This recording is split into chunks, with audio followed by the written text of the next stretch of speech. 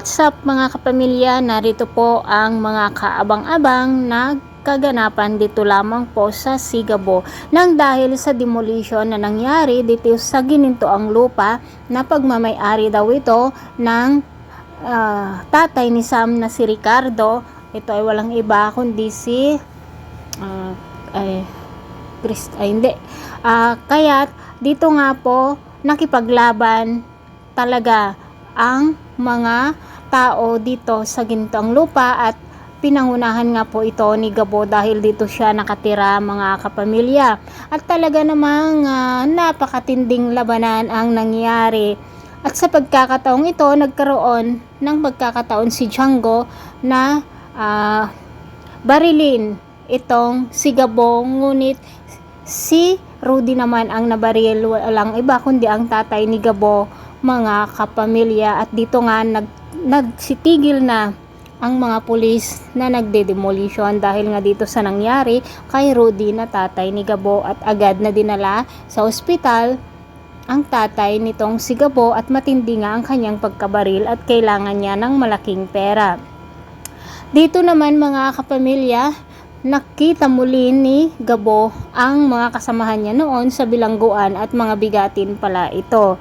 Tinulungan nga ng matandang lalaki itong si Gabo para makapasok sa isang trabaho, at ang trabaho nga nito ay parang pulis.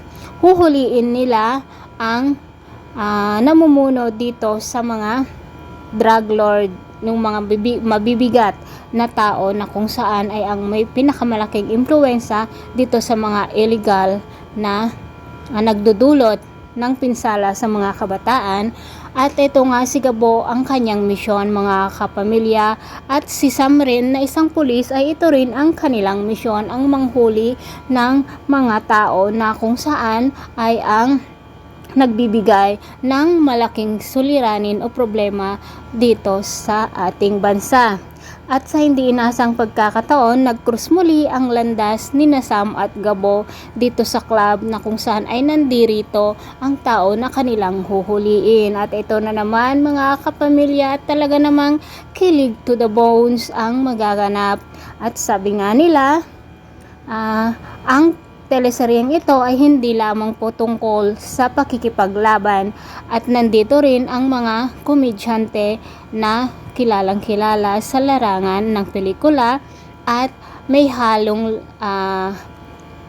bit about sa pamilya at pag-iibigan ng tunay na mag-asawa.